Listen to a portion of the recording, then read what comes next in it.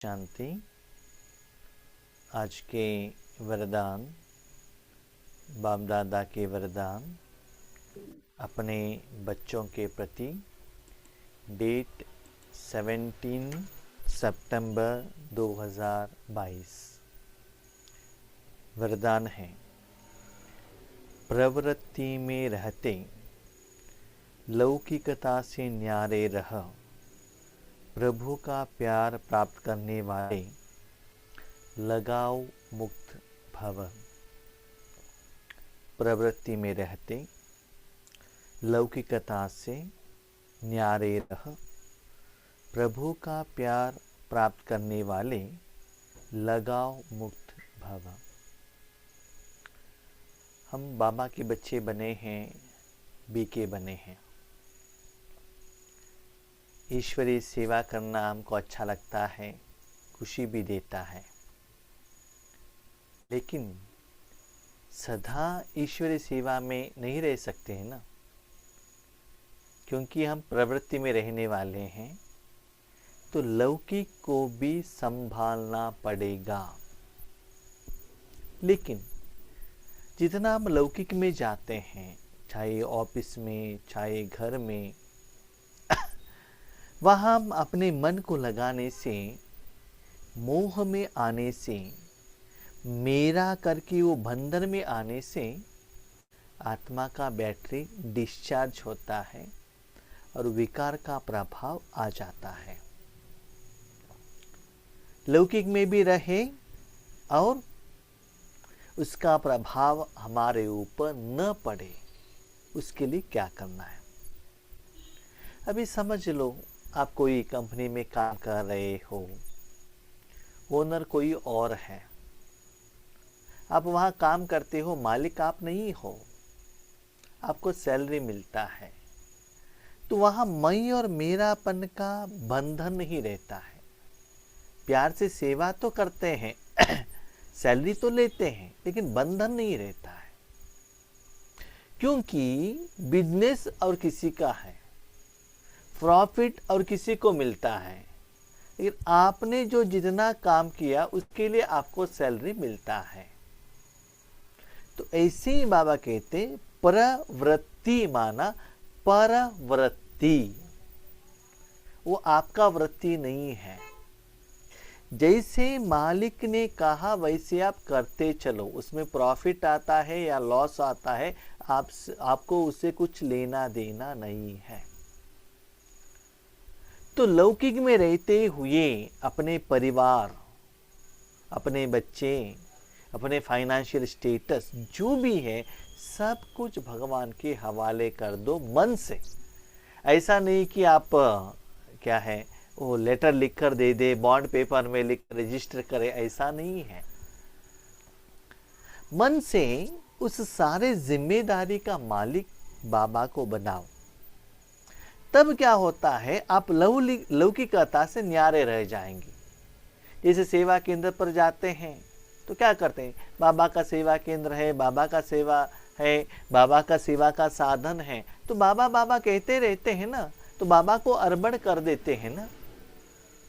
तो ऐसे ही लौकिकता में भी ये विधि को अपनाओ, इससे लौकिकता से न्यारे बनेंगे। माना सर्व कर्म करते हुए वो मैं और मेरापन का जो बंधन जो आपको दुख देने वाला है, उससे आप डिटैच हो जाएंगे और प्रभु का प्यार प्राप्त करने वाले, प्रभु का प्यार भी मिलता रहेगा। जैसे एक डॉक्टर ऑपरेशन करता है, लेकिन पेशेंट का जो दर्द है वो उसको एक्सेप्ट नहीं करता है, कैच नहीं करता है, लेकिन उनके मन में रहता है पेशेंट का तबीयत ठीक हो। ऐसे ही प्रवृत्ति में रहो, लेकिन अपना जो भगवान का शक्ति सेवा उसके साथ कनेक्शन में रखो। लौकिक शरीरधारी वो संस्कार के साथ कनेक्शन में रहेंगे, वो उसका विकार आपके ऊपर आ जाएगा। अभी समझ लो, आपके सेंटर वालों ने आपको और कहाँ भी सेवा के लिए भेजा है, क्या होता है, सेंटर वालों ने भेजा है, जितना कहा है उतना करके आना है, बस उसके लिए आप मालिक नहीं हो ना। ऐसे ही बाबा कहते हैं बच्चे जो भी वृत्ति है पर माना बाबा को दे दो। हर रोज मुरली के अनुसार जो भी स्थिति में सेवा करना बाबा कहते हैं वैसे सेवा पुरुषार्थ साधना करो। नहीं तो बेस्ट फॉर्मूला है जहां भी रहते हो बाबा को वहां जगह दे दो। बाबा आपको जो करना है वो करो। जैसे आज सुबह हम डिस्कशन कर रहे थे कि हुक्म ही हुक्म चला रहा है।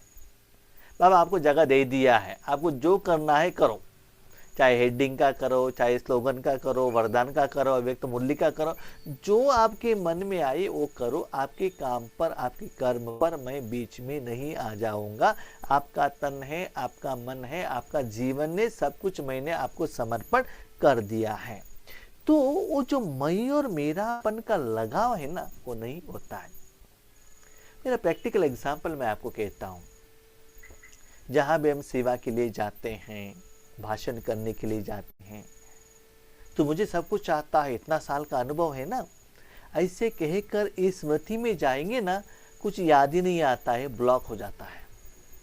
बाबा आप करो ना, उनको जो चाहिए आप दे दो ना, ऐसे बाबा को अर्पण करो। ऐसा लगता है जितना क्लास करने के बाद भी लाइट हो रहा है। देखो ड्रामा कितना सुंदर रहता है। आज दोपहर का क्लास 12:15 को कंप्लीट हुआ, तुरंत मुझे बुखार आ गया, तुरंत। एक बार राजमंड्री में ऐसा ही हुआ था। जो मेरा पार्ट था वो कंप्लीट होता ही ऐसा बुखार आ गया, टॉलरेट नहीं कर सकता। उसके बाद सेंटर में गया, टैबलेट्स ले लिया। शाम में वहाँ इंटरनेशनल पेपर मिल वाले कोई कोर्स के लिए आते थे, तो मन में रहा एक दिन उनको कोर्स नहीं देंगे तो वो आत्मा कितना दुखित होंगे ना। वो थोड़ा पैरालिसिस हुआ था उनको, तो तुरंत हम वो बुखार आते हुए भी आकर उनको कोर्स दिया। तो मैंने देखा है जब हम ईश्वरीय सेवा में लग जाएंगे, वो बुखार की तरफ हमारा अटेंशन नहीं रहता है। ठीक है, शाम तक टैबलेट्स लिया, रेस्ट किया, बुखार का परसेंटेज कम हुआ, अभी भी है लेकिन अटेंशन उसकी तरफ नहीं। इतना मस्ती, इतना खुशी, इतना आनंद मिलता ही रहता है। इन बिटवीन जो हिसाब किताब भी क्लियर होता है, क्योंकि काम बाबा का है।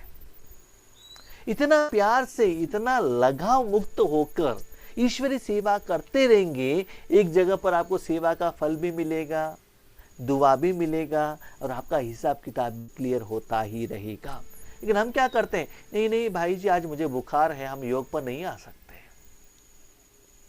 आज खांसी है इसलिए हम क्लास नहीं कर सकते। नो, बाबा का जिम्मेवारी दे दो। ब्रह्मा बाबा ने लास्ट दिन इतना बीमारी होते हुए भी रात को क्लास किया था, क्योंकि उस समय आपको 100% पता चलता है बाबा का एनर्जी की तरफ आप अटेंशन रखने से शरीर में कुछ भी डिफरेंस नहीं आता है। जब वो कंप्लीट होता है ना, तब शरीर में क्या क्या हुआ पता चलता है। जैसे कि हम सेवा पर बाहर जाते थे, 15-20 दिन दिन रात सेवा चलता था। सभी कंप्लीट होने के बाद ट्रेन पकड़कर ट्रेन के सीट में जो मेरा अलॉटेड, वहां आकर बैठते ही पता चलता है हाथ कहाँ है, पाँव कहाँ है, कितना सुस्ती हुआ है। लेकिन जब स्टेज पर बैठते हैं ना, इतना नशा, इतना जोश, इतना एनर्जी, इतना खुशी, माना आगे वाले आत्माएं जो चाहना रख रहे हैं बाबा उनको दे रहा है। जैसे कोई लौकिक वालों को बिजनेस में प्रॉफिट होता है तो वो भोजन नींद सभी त्याग करके बिजनेस करता है ना, तो ऐसे आपको लगता है। इसलिए बाबा कहते हैं लौकिक में रहते हुए भी आप ऐसे समझो बाबा ने मुझे यहाँ ईश्वरीय कार्य के लिए रखा है, लगाव मुक्त। मेरा बच्चे, मेरा पति, मेरा घर मुझे ही करना है, ये जो लगाव है, वो मोह है, उससे आप अलग हो जाएंगे। प्रवृत्ति में रहते लक्ष्य रखो कि सेवा स्थान पर सेवा के लिए है। सेवा स्थान है, अभी सेवा स्थान पर रहने वाले सरेंडर टीचर्स कभी भी कहेंगे क्या ये मेरा बिल्डिंग है? नहीं ना, क्या कहते हैं बाबा का बिल्डिंग है, बाबा का सेवा है, भले वहां रहते हैं लेकिन कभी भी वो मेरा करके नहीं कहते ना। जो भी कपड़ा मिला है यज्ञ से मिला है, जो भी भोजन मिला है यज्ञ से मिला है। तो एक ही फॉर्मूला आप अप्लाई करो ना, सेवा। हमने बहुत बार डिस्कशन किया है, सेवा ये जो वर्ड है सिर्फ भगवान को अप्लीकेबल होता है। तो जो आप ईश्वरीय कार्य के समय पर जो फॉर्मूला अप्लाई करते हो, वही फॉर्मूला अभी आपको लौकिक में भी धारणा करना है। पहले आप राज्यों के टाइम पर ये फॉर्मूला अप्लाई करेंगे, उसके बाद ईश्वरीय सेवा केंद्र पर जब सेवा करते हैं तब अप्लाई करते हैं। अभी लौकिक में भी ये फॉर्मूला अप्लाई करो, माना आप अपने घर पर नहीं हो, सेवा स्थान पर हो। समझ लो आप अपने घर में एक जगह बाबा के लिए दिया है, जगह विदाउट रेंट। वहां जाते आपको क्या लगता है, हम सेवा स्थान पर गए हैं, आपको लगता है क्या कि मेरा है? समझ लो सेवा स्थान पर आपने 100 चेयर दिया है, वहां बैठने के बाद मैंने चेयर दिया है, मेरा चेयर पर बैठा हो, ऐसा लगता है? नहीं है ना। एक बार दे दिया तो भगवान का हो गया ना। तो जिंदगी भगवान को दे दो ना, वो करने के लिए रेडी है, लेने के लिए रेडी है, इतना सब कुछ सेवा करने के लिए रेडी है। लेकिन हम पकड़ कर बैठे हैं, मेरा मेरा मेरा मेरा, दे दो ना दे दो ना, मांग रहे हैं। आपको इतना अच्छा चांस मिला है कि भगवान से कर्म करा सके। भगवान को देखने के लिए लोग तरस रहे हैं, लेकिन आप सदा हर कर्म भगवान से करा के उनके कर्म का फल अनुभव करने का चांस मिला है। कितना भाग्यवान हो, सोचो।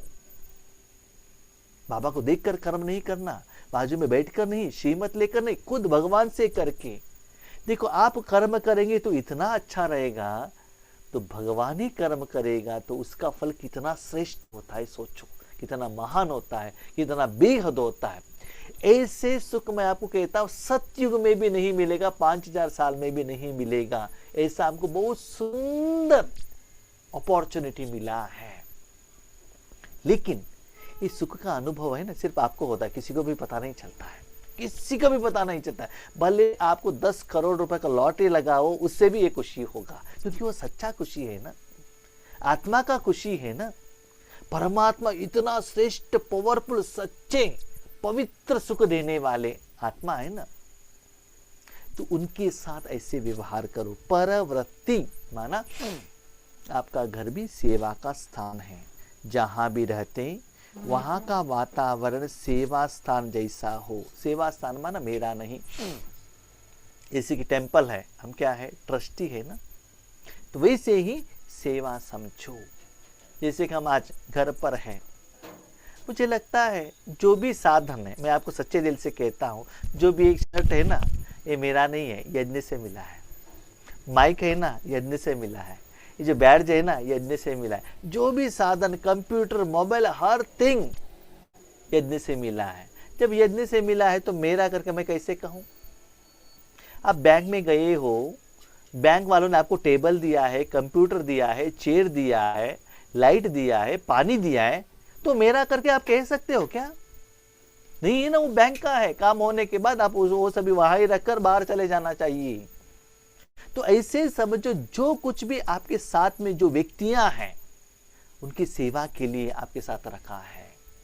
कितना सुंदर बात रिसेंट बाबा ने कहा, जो भी लोग आपके साथ में है ना, वो आपकी सेवा के लिए। रिसेंट मुरली में बाबा ने कहा, मुझे याद आ गई, राइट, आज मेरी लौकिक माँ 88 ईयर्स का है, मुझे आज लौकिक रूप से उनको सेवा करना था, लेकिन बाबा उनके द्वारा मेरा सेवा करा रहा है। That is the beauty of spirituality and Rajyoga. Age होते हुए भी वो आत्मा दिल से, मन से, तन से आज मेरे लिए सेवा कर रहा है, कर रही है, भोजन बना के खिला रही है, इतना पालना दे रही। ये किससे होता है? भगवान से ही होता है ना।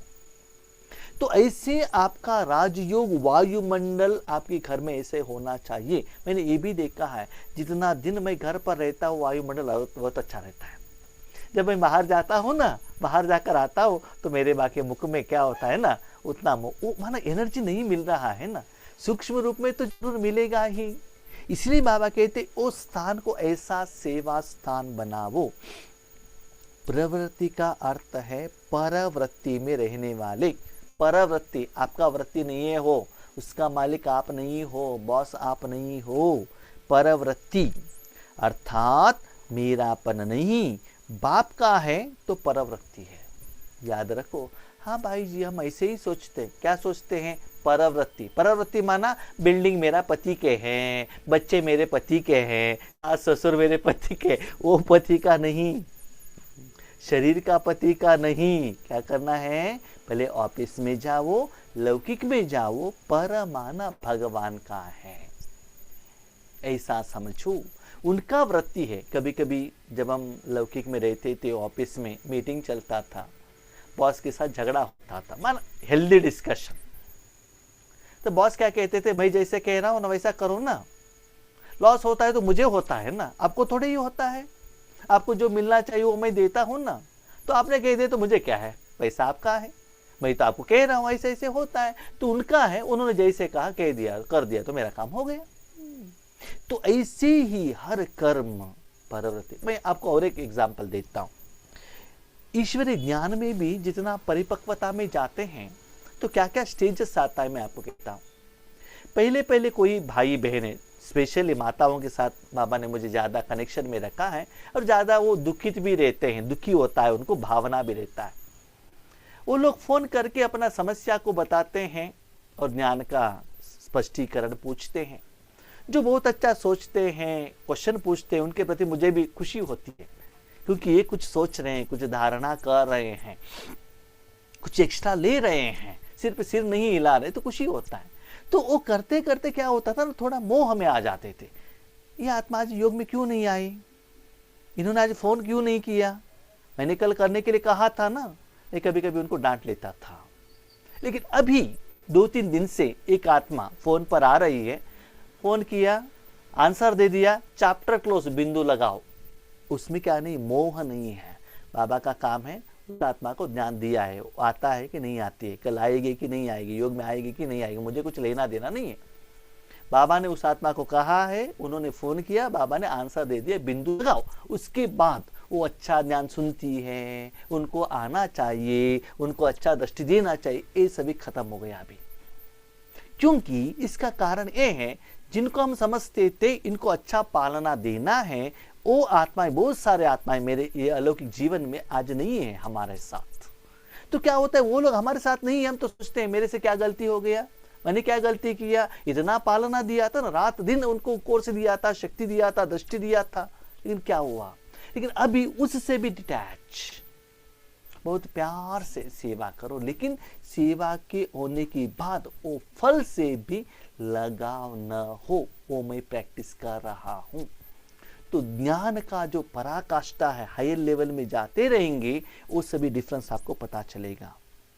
कोई भी आए तो अनुभव करे कि ये न्यारे और प्रभु के प्यारे हैं, दुनिया से न्यारे हैं, प्रभु से प्यार है। जैसे कि आप अपने घर में कोई भी आ जाएगा, आपके बच्चे मोबाइल से प्यारे रहते हैं, कोई आए जाए को कुछ लेना देना ही नहीं है, इतना खोए हुए रहते, चोर आकर कुछ लेकर जाएगा तो भी बच्चों को पता नहीं चलता है ना, इतना न्यारे और प्यारे। ऐसे बाबा की याद में इतना प्यारे रहना चाहिए।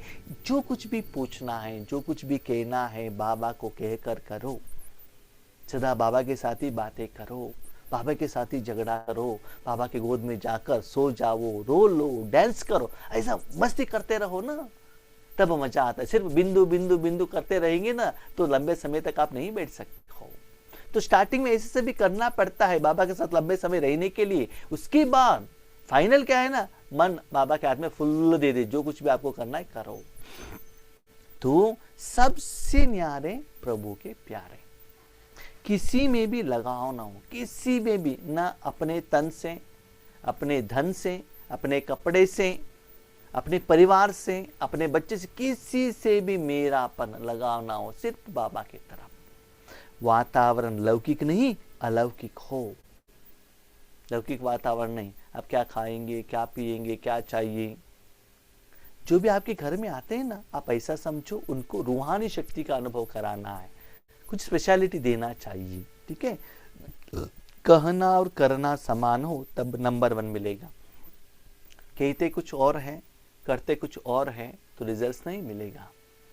अब बहुत अच्छा ज्ञान सुनाते हो स्टेज में बैठकर, ऐसे भाषण करते हो कि अमृत वेले इतना अच्छा योग करना चाहिए, 1 सेकंड में नींद नहीं आना चाहिए। खुद अमृत वेले योग करेंगे तो खुद जुटका लगाएंगे तो लोग आपको एक्सेप्ट करेंगे क्या? करेंगे नहीं, है ना। कहना और करना दोनों समान हो। गुस्से के बारे में हावर्स टुगेदर क्लास करो, स्टेज में नीचे आते ही गुस्सा करो। क्लास के बीच में किसी ने क्वेश्चन पूछा तो गुस्सा आ जाएगा तो क्या हो जाएगा बताइए? भले आपने क्लास नहीं किया, सहना शक्ति को धारण किया, वो लोगों को ज्ञान दिलाएगा, लेकिन कहना अलग करना अलग ऐसा नहीं होना चाहिए। सिर्फ आप कहते रहेंगे, आपको बाबा कहते पंडित बनेंगे। मुझे पंडित नहीं चाहिए, धारणा करने वाले आत्माएं चाहिए। स्लोगन, सदा खजानों से संपन्न और संतुष्ट रहो तो परिस्थितियां आएगी और बदल जाएगी। इसमें क्या है ना, दोनों स्थूल और सूक्ष्म खजाना। आज मैंने मेरा एक्सपीरियंस बताया कि मुझे बुखार आ गया। कितना बजे? 12:15। पहले ही आया होगा, क्लास पर बैठा था 10:15 को योग के लिए, तब भी थोड़ा बॉडी गर्म हो रहा था, लेकिन मुझे पता चला 12:15 जब क्लास कंप्लीट हुआ। तुरंत अंदर जाते खजाना था हमारे पास, टैबलेट, आयुर्वेदिक टैबलेट, तुरंत ले लिया। तो वो था ना, इसलिए तो ले लिया ना स्थूल रूप में।